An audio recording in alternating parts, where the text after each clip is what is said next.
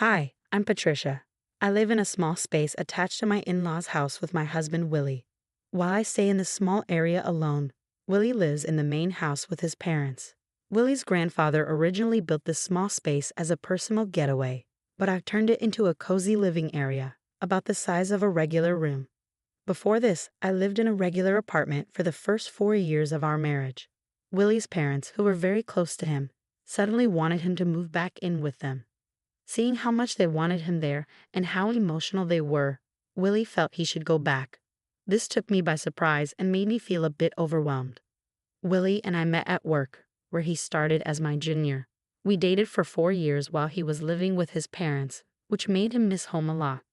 Even though he had his own place after we got married, his upbringing, where he was very pampered and didn't do much around the house, made him want to return to the comfort of his parents' home.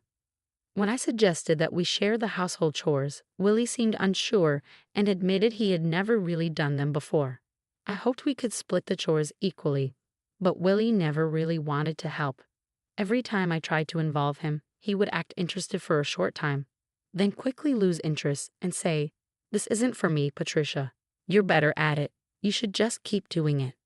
We both worked full-time, but since I had a higher position at work, I felt a stronger need to split the chores. Trying to get Willie to help often ended up being more tiring than just doing everything myself. Eventually, I found it easier to handle all the tasks on my own. Things began to shift when I started working from home. Willie was surprised to see me at home every day and seemed to adjust to this change.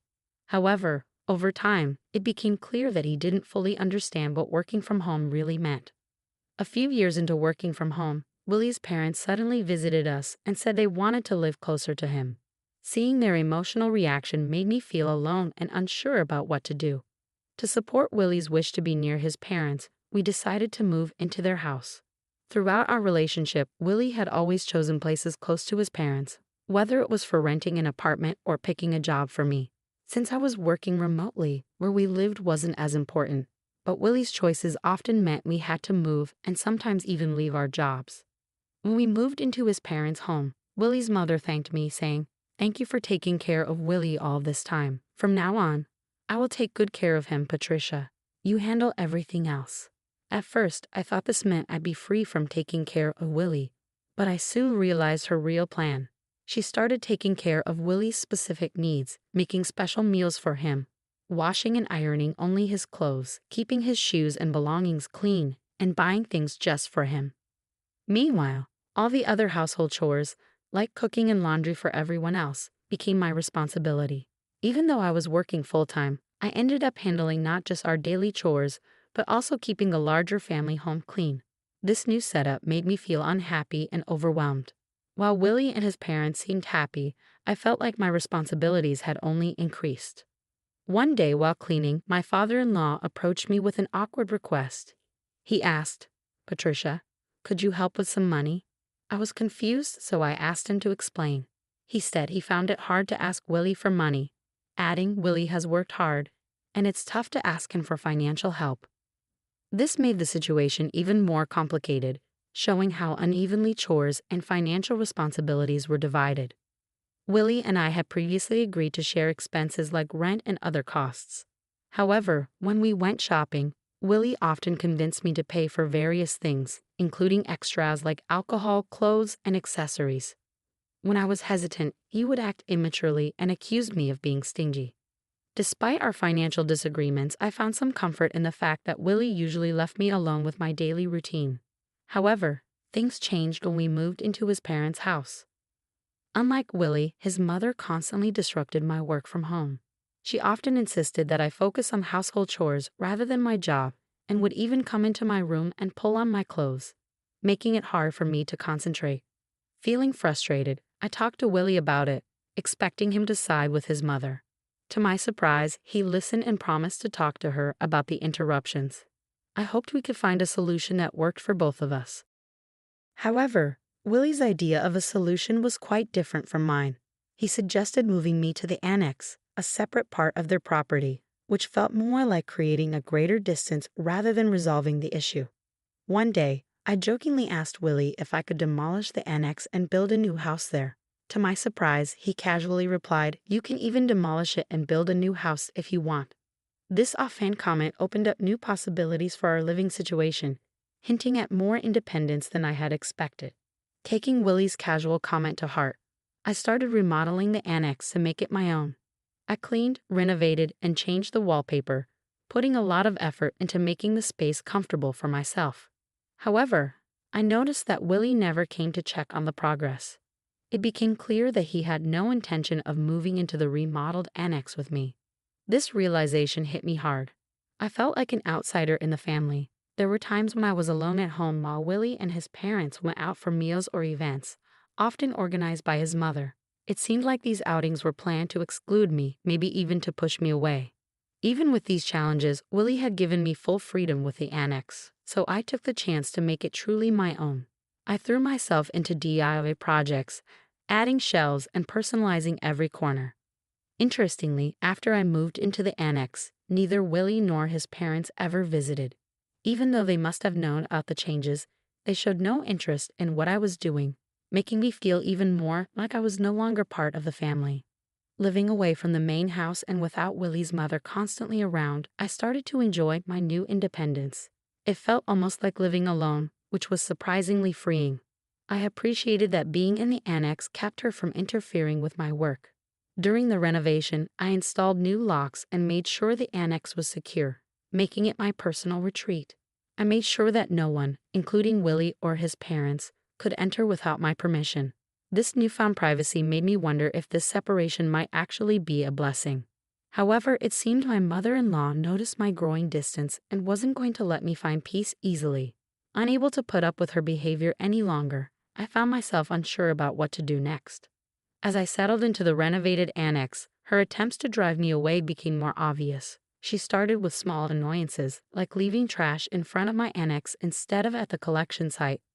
Sometimes she would host barbecues in the garden and deliberately leave me out, making sure the smell of the grilled meat reached my space.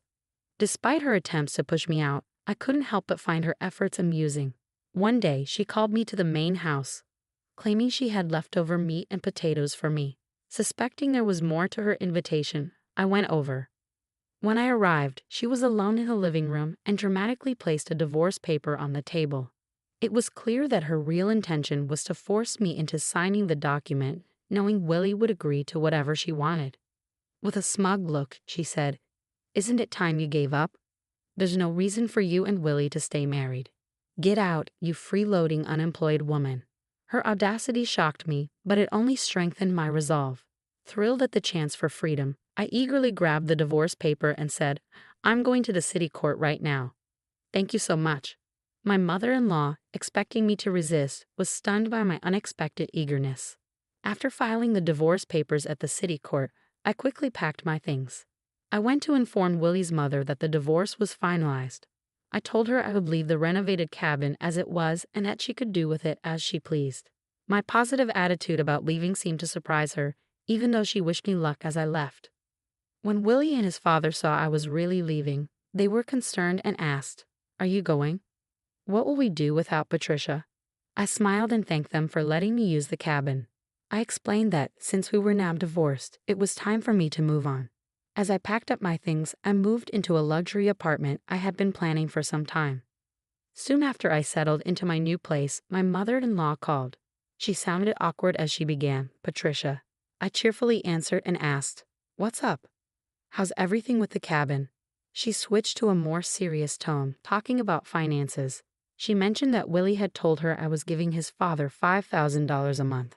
I confirmed this and told her that despite her earlier belief that I was an unemployed freeloader, I was actually gainfully employed. Her surprise was clear. She had thought I had quit my job. I quickly set the record straight, telling my mother-in-law that I hadn't just left my old job. I had actually become the president of a new company. This company was leading the way in remote work systems, and she seemed both disbelieving and confused. It hit me that Willie, too, seemed unaware of my professional success, showing just how distant we had become, both physically and in how we saw each other. It was clear he never fully embraced his role as a husband since moving in with his parents. Then she asked about my earnings, wondering if my new role had increased my income. I casually mentioned that I was making about $3 million. I exaggerated a bit to avoid getting into the details of my actual earnings. Seizing on this, she asked, "With that much money, could you lend us some? Your father-in-law was laid off and kept it hidden. We've been managing with the $5,000 you've been giving us, but neither Willie nor I knew about his job loss." This explained a previous conversation with my father-in-law, where he said it was hard to ask his son for money. I realize now that his earlier comments were likely a tactic to get financial support from me, assuming my new job meant I had a lot of money. This move, though clever, made the financial expectations of Willie's family clearer and how they viewed me. At our old company, they cleverly managed to get $5,000 a month from me, claiming it was for shared expenses. I didn't mind much at the time because it let me live peacefully in a quiet cabin. But now, being divorced from Willie, I had no reason to stay connected to his family. When I mentioned this, my mother-in-law urgently begged me, saying, "That's not true. To me and Willie, you're still family. Please come back." I immediately declined, knowing I would only be used again. Returning to Willie offered no advantages. We were now strangers, and it felt awkward for them to still consider me family when they had pushed me away. I'm really enjoying my life on my own now. It feels much like when I was married and mostly living alone. Except now I spend money on myself and don't have $5,000 siphoned off every month. I prefer this new life. I ended the call with a firm goodbye, surprised they thought I'd come back. My mother-in-law's plea seemed like a last-ditch effort. Willie's salary wasn't great, and he often avoided responsibilities, saying, "I can't do it," and passing tasks to others. This made him unreliable both personally and professionally. With his father laid off and his mother a housewife, they couldn't keep up with the large house and had to sell it. Now, all three of them are living in the cabin I renovated. It's perfect for one person but likely cramped for three. Since then, I haven't thought much about them. I'm enjoying my life peacefully, relishing the solitude and freedom that comes